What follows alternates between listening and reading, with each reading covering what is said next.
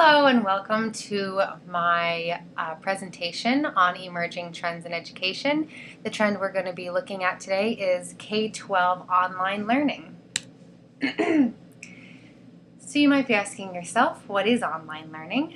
Online learning is also known as e-learning, and it utilizes electronic technology to access curriculum, and this could happen inside of a traditional classroom where students are all on their own computer doing their own coursework, or it could happen outside of the classroom, which could mean a home or any place with internet access actually. Online learning provides students with courses delivered through the internet. Sometimes the teacher is teaching live via a webcam, and other times there are pre-recorded instructions, something like what's happening right now, where I'm giving you this presentation and I've recorded this already. So in online learning, there is a way for students to electronically participate and for teachers to interact and communicate with their students. So some of the pros or the benefits of online learning is that it's a controlled environment, which means that both parents and students can have more control over what they're learning and how they're learning. So sometimes they have programs that are full-time. Sometimes they have programs that are part-time. Students sometimes find themselves in life situations where they can't go to a school full-time for 8 hours a day, so online learning provides the flexibility and convenience that they're looking for. Perhaps a student is heavily involved in their music or heavily involved in an art or a sport, and this type of learning provides the flexibilities that they need. So with online learning, the day can start and end whenever a student is ready to learn and ready to complete their activities for that day. And then finally, another pro of online learning is that it provides an alternative education setting for those in need of one. So for example, some students just really struggle to learn in a traditional classroom setting, so this would be something that they could do as an alternative at their own pace. Sometimes people experience bullying at school, or perhaps they have trouble focusing because of a large classroom size. This is an alternative setting that they can choose. Another situation that comes up is that students maybe aren't progressing as they should in a traditional learning setting, and they can do what's called a credit recovery program. So if a student is falling behind and they need to catch up, online learning is one way for them to do that. Another reason is if a parent and or child is dissatisfied with their public schools, this is an alternative method for them to be educated. And then there's also, of course, students who just medically, physically cannot attend school, and this is one option that they have. And finally, there are some students whose families move around a lot for various reasons, and this is one consistent way for them to continue their education. More benefits of online learning is that students are learning at their own pace. So sometimes in a traditional classroom setting, if I'm done with my schoolwork, the pace at which I learn is kind of contingent on where the rest of my classmates are at. You know, how fast or how slow we can go is not just based on me, it's based on my peers as well. So this type of setting, students can learn at their own pace. If they want to learn slower, if they want to learn quicker, this is an option for them that allows them to move at their own pace. Another pro to online learning is that education can be individualized. So with many online programs, they're given an assessment at the beginning, and then from that assessment, students are placed in programs, in courses, at levels that meet their ability needs. There could be customized lesson plans or courses of study that can be put into place to help the student progress as they should.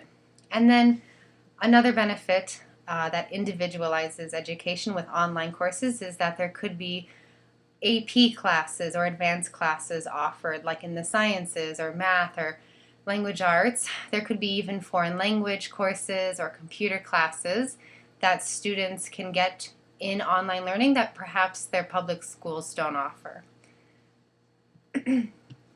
Another benefit is that the method of which students are learning through the internet can be of high interest to the students. So many students find online learning more stimulating, more engaging, more interactive than just the traditional setting of the teacher talking to or sometimes talking at the students. So the tools and activities that can be provided through online learning can be of much more high interest and engaging to students than in traditional school settings. And finally, through online learning, students are just going to be put in situations where they have to learn to be responsible for their own work, because this is something that they have to take the initiative on. No one's dropping them off and saying, okay, the teacher's taking them, the teacher's telling them what to do every step of the way. This is something where they really have to take responsibility for their own work, which is very empowering in education. But of course, with the pros comes the cons.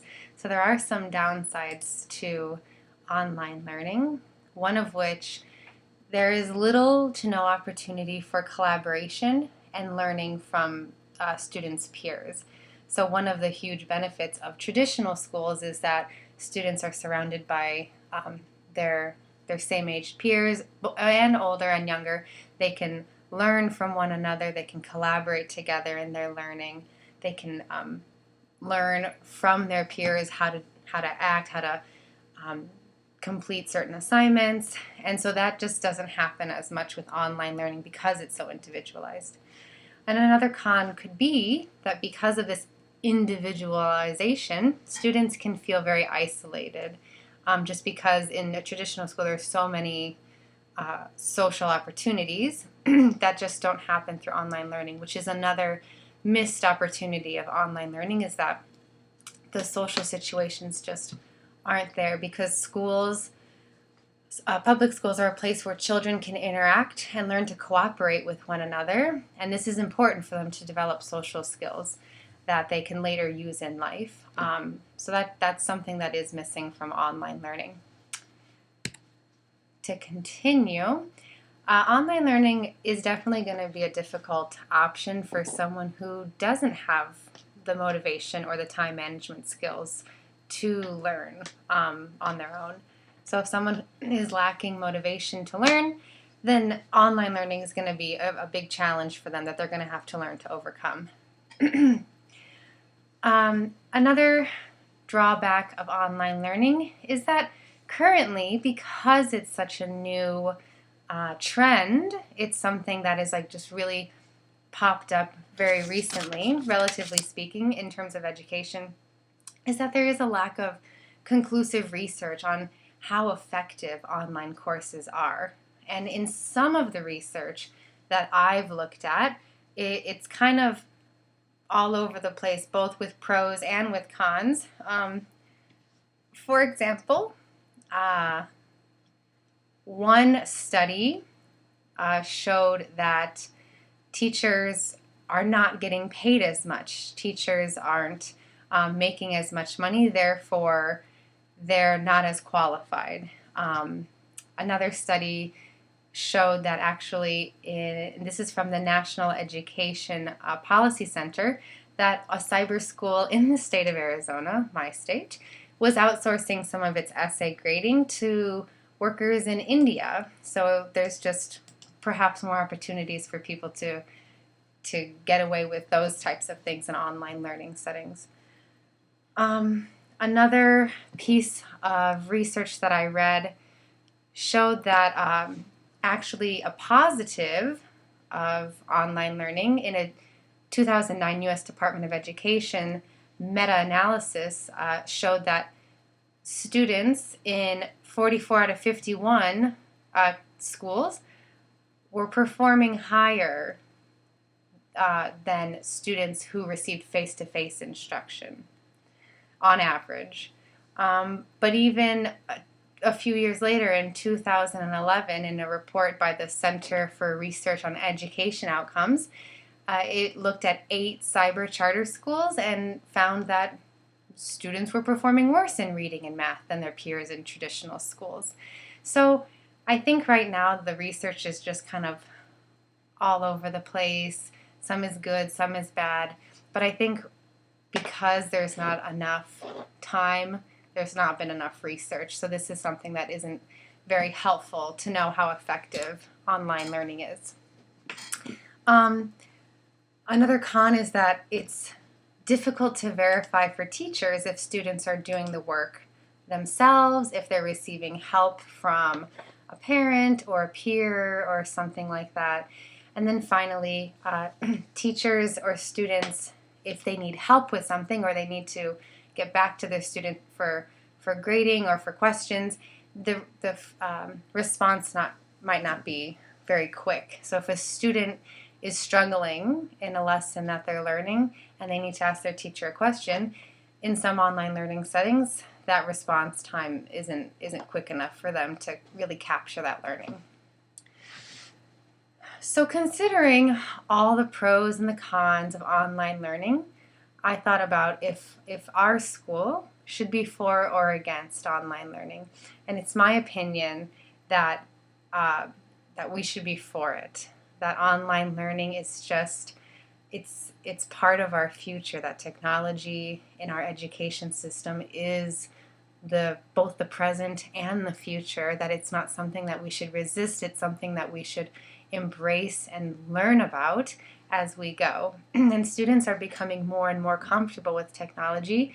Therefore, when it's used in education, it's going to be something that's very natural to them. It's not going to be something that is an added difficulty or barrier to their education.